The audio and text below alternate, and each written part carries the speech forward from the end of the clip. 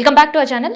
Pan card rules మారబోతున్నాయి. కేంద్రం దీనికి సంబంధించిన కీలకమైన నిర్ణయం తీసుకుంది. ఏప్రిల్ 1 నుంచి అన్ని పాన్ కార్డ్ రూల్స్ మారుస్తూ ఒక నిర్ణయం తీసుకుంది.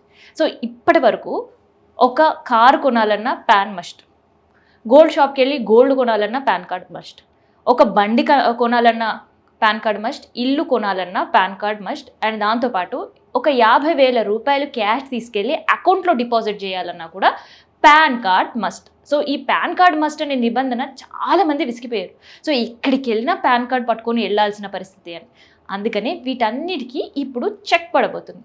సో కొన్ని చోట్ల మాత్రమే పాన్ కార్డ్ ఉపయోగించాల్సిన అవసరం ఉంది. అయితే కొన్ని దగ్గర మాత్రం మస్ట్గా ఉపయోగించాల్సిందే అంటూ కూడా కేంద్రం చెప్తుంది. ఇంతకీ ఆ మస్ట్ పరిస్థితులు ఏవి అనేది తెలుస్తాం.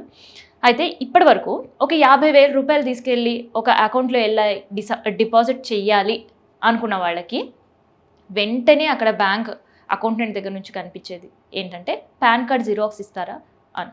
కానీ ఇప్పుడు అట్లాంటి అవసరమే లేదు. సో ఇప్పటి నుంచి సంవత్సరం మొత్తం మీ ఉండే అన్ని అకౌంట్లలో 10 లక్షల మించి ట్రాన్సాక్షన్స్ అవుతే మాత్రమే పాన్ కార్డ్ చూపించాలి. ఇంకా ఎవరైనా ఒక ఈ నెలలో బండి తీసుకోవాలి, లేదంటే దసరా దివాళీ ఆఫర్స్ ఉంటాయి అండ్ ఈ దసరాకి కారు కొనాలి అని ఆలోచించే వాళ్ళకి ఫస్ట్గా ఆ షోరూమ్కి వెళ్ళంగానే వినిపించేది ఏంటంటే, సార్ పాన్ కార్డ్ తెచ్చారా, మేడం మీ బండికి అన్ని ప్రాసెస్ కంప్లీట్ చేయాలంటే పలానా డాక్యుమెంట్స్ కావాలి, అందులో పాన్ కార్డ్ మస్ట్ అనేది వినిపించేది. కానీ ఇప్పుడు ఆ మస్ట్కి కూడా చెక్. ఎందుకంటే 5 లక్షల వరకు బైక్ కొనాలన్నా కార్ కొనాలన్నా పాన్ కార్డుతో అవసరమే లేదు. 5 లక్షలు మించితేనే పాన్ కార్డ్ చూపించాల్సి ఉంటుంది.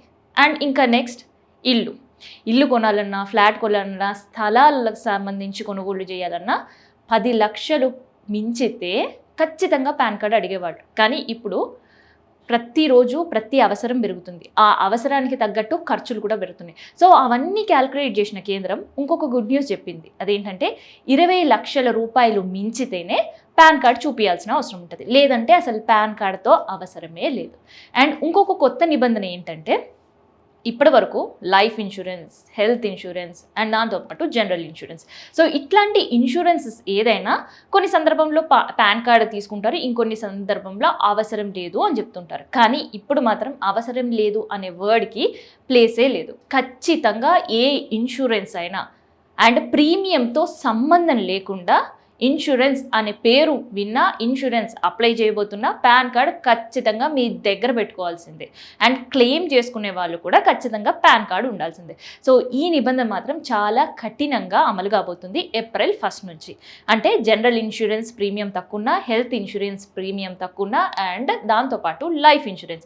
సో ఇట్లా ఇన్సూరెన్స్ ఏదైనా ప్రీమియంతో సంబంధం లేకుండా పాన్ కార్డ్ మస్ట్ చేసింది కేంద్రం. ఎందుకంటే ఎప్పుడైతే ఇన్సూరెన్స్కి పాన్ కార్డ్కి మస్ట్ అనే నిబంధన ఉంటుందో అప్పుడే ట్రాన్స్పరెన్సీ అనేది ఇన్సూరెన్స్ సెక్టార్లో ఉంటుంది. లేదంటే ఆ ట్రాన్స్పరెన్సీ అనేది ఖచ్చితంగా ఎక్కడో ఒక చోట లోపిస్తుంది. మిగతా సెక్టార్స్లో సడలింపు ఇచ్చిన ఇన్సూరెన్స్ మాత్రం మస్ట్ అండ్ షుడ్గా ఖచ్చితంగా పాన్ అటాచ్ చేయాలి అంటూ ఒక కఠిన నిబంధన అయితే తీసుకొచ్చింది. సో ఇదనమాట ఏప్రిల్ 1 నుంచి పాన్ కార్డు ఉపయోగం అండ్ దాంతోపాటు మారిన కొత్త రూల్స్కి సంబంధించిన ఇన్ఫర్మేషన్.